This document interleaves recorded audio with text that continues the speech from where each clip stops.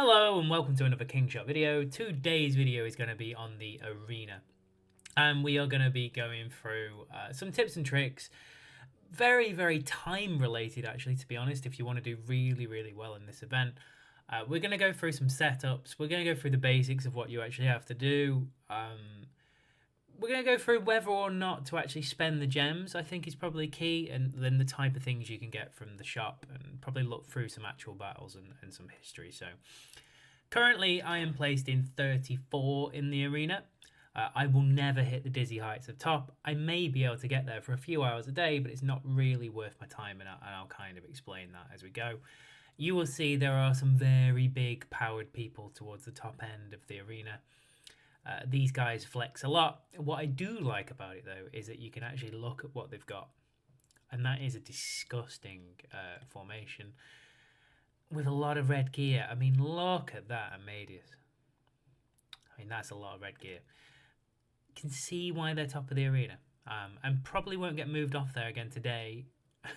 And if they haven't done the challenge yet today, they'll certainly go back there later. So we'll start with the sort of rewards that you can get. And for first, you will get every day 3,000 arena tokens and 2,000 gems, which if you could come first every day, it just sort of pays itself in the arena to do the extra challenges with gems. That scales down, obviously, as you go down. Realistically, most people will try and probably aim somewhere around this 20 to 100 bracket. So it's around about 800 gems. So let's go for the first part of it. If you are going to spend gems on this event, it will cost you, I think it's an 800, a 600, a 400, a 200, a 100. And my maths fails me occasionally, so 8 and 6, so it's 1,400, 1,800. I think it's 2,100 gems a day, roughly, it'll cost you. So you're in a deficit, really, unless you are right the way up here. Okay, but what I would argue is what you get back at the end of the season probably makes that gem spend worthwhile throughout the week. So you can get a sort of skin for the week, which is quite nice, gives you plus 2% squad attack. You can get quite a lot of gems for the week at the end of the week. Even if you end up kind of 11 to 20, you've got some of those gems back.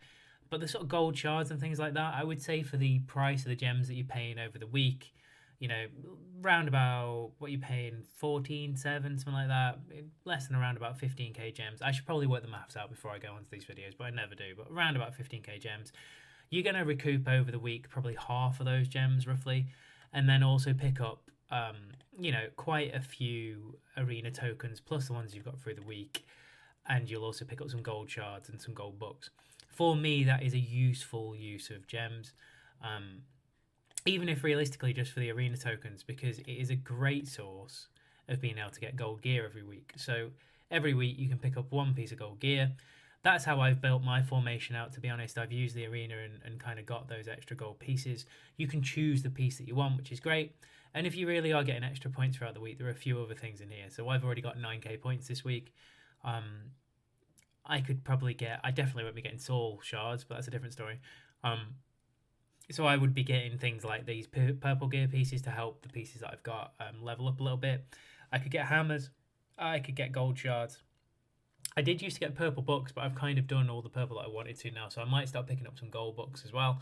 But really, those two gear pieces and the hammers, although the hammers are very expensive, so I'd probably say the two gear pieces are the ones that I would definitely get out of this shop. So that kind of covers whether you should do the extra challenges, and I'll kind of show you what I mean by that. So I've still got 4 challenges left today. These are the extra challenges, and this is the extra levels. I was right, 2,100 gems a day. Happy days. I could have just done that though. So you can buy the extra ones. I will get them now anyway because I'll use them later on. So I now have 9 other attempts today. Now what else you can do is, because there's 3 people here above me, you get more points depending on how far up this list you actually fight, it seems. So even though I should beat these 2 quite comfortably and I will lose to those 3, I should probably refresh that. And even though it's got slightly worse above me and the same below, you get a few free refreshes a day, and then it starts taking you 5 gems to refresh, and then it goes up to 10 gems and things like that. So I'm not likely to be able to go up any higher than this, but I have found myself a slightly weaker opponent to be able to beat. So I'll just run through one battle and it'll show you my kind of formation as what I use to start with.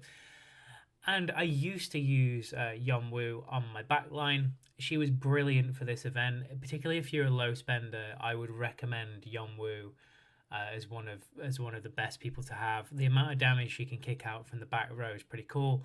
However, I did upgrade to get Marlin, and I saved all my gold shards and all my gold books, and my Marlin's actually pretty good. He's already at 4 stars. I have Zoe in the back right hand corner and Howard in front. Now, my Zoe's only 3 stars, so it is actually a bit of a toss up between Zoe and Howard. They're both very similar in their abilities, but I tend to try and keep Zoe alive a little bit more because of some of her skills.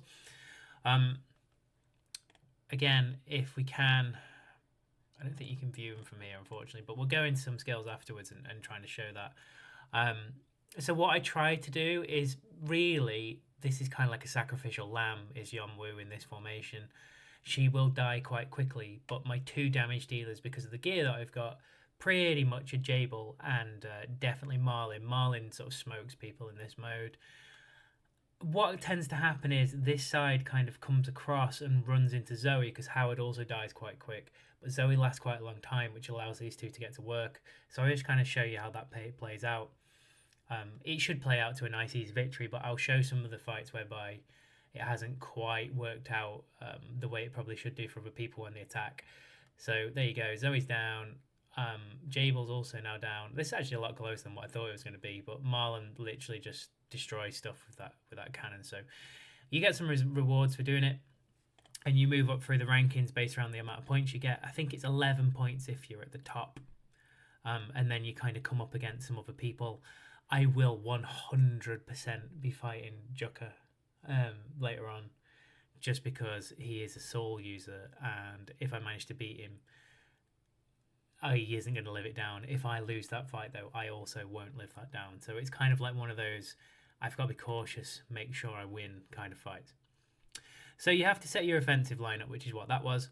You also need to set your defensive lineup. And again, it's the same formation for me. Like I say, most people would tell you to put 2 infantry at the front. I've just found that with the way this works and not having a great deal of firepower, because I've only got 1 set of gear really, for my sort of archers. So with that being on Marlin, she's kind of a little bit of a waste. So I'm just kind of throwing her in there, like I say, as that sacrificial lamb, and then my 2 infantry kind of come through and sort that out. But you have to make sure you set that. So that's that set. You can see your history for the day and the week and the month and things like that. So this is one that I was going to show you that was interesting. So this is quite a substantial power difference to me, and probably thought I'd be easy pickings.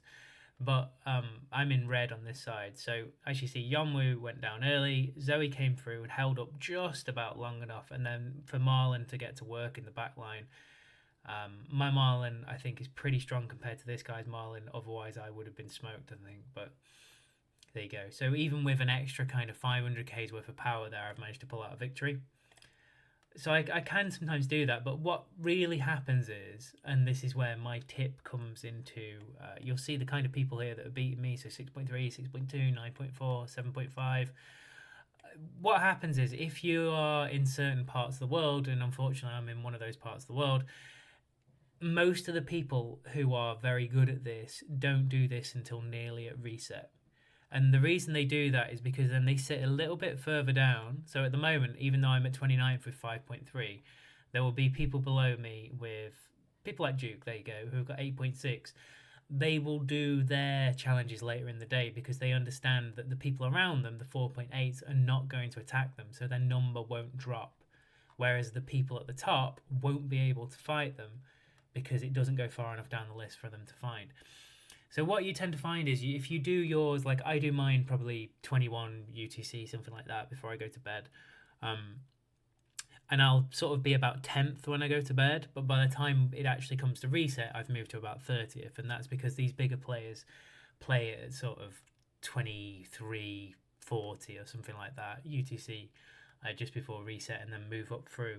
So it's quite a good tactic. If you are in a time zone that you can afford to be awake at sort of 20 minutes before reset, it's a great time to do your challenges, and you'll sort of see that with the way it works. don't necessarily use the tactic that I'm using with an archer at the front and then two cavalry on the right. I have found in Conquest and in Arena it has allowed me to punch up a little bit, but I don't know how unique that is or whether it works. You don't see it too often. Um, I just find sometimes some of the big moves get used on the sort of archcom that I've got before they die, so you kind of survive a little bit longer as well with having the 2 infantry. But that's kind of that. So my tips to Arena are do it as late in the day as you can. Try and fight people of equal power or less, ideally less. Make sure on the list of 5 you can fight people, hopefully in these top sort of couple of brackets here. If you can do that, you'll get more points. And at the end of the week, you'll find that you're further up the leaderboard by default anyway. Use your sort of shop points to get your gold gear and your purple gear. If you've got any left over, I would probably go for the shards, to be honest. But not the soul shards, because soul is trash. But there you go. Soul's my new Gil for people who have followed from the other game. I used to play a Lord of the Rings game, and I didn't used to like Gil. Soul is the new Gil, I think. And that's kind of everything on Arena. So play through your seasons. Again, nice, easy one. Bit of friendly gaming. It uses the skills which are... We'll just go into that very quick. So it uses your skills, just so you know which ones they are. They are your conquest skills, so they are, and your arena battles. It does actually tell you, which is quite handy.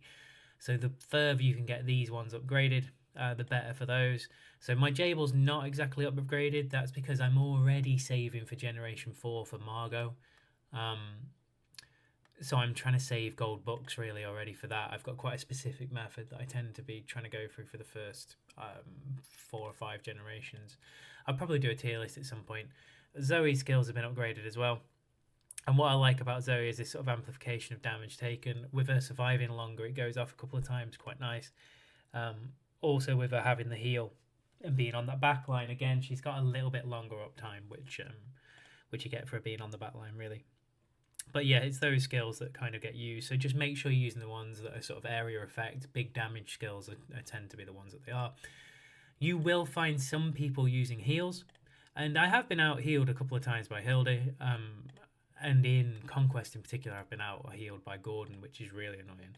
But if you can't put out enough damage, those healers will come back and haunt you. So hence Marlin really in that back line, he really does a great deal of damage. My favourite comp so far, to be fair, says this 280% area effect damage off a very good sort of initial attack and lethality buff. Then he's also got this 70% area of effect damage, which again, even though it's only 70%, it's got a really high base attack value, and it takes out a lot of the escort troops. So he's sort of got 2 different moves that take out a lot of escorts, whereas this one will always also take out some sort of comms as well. And he's also got another stun for every 5 attacks if you max that out, which is pretty handy, really. So he's got a very good kit for Arena, and I've found myself punching up a lot more since I've been using him. So those are the skills you're looking for in there, and that is pretty much everything for Arena. So again, enjoy Kingshot, and happy gaming.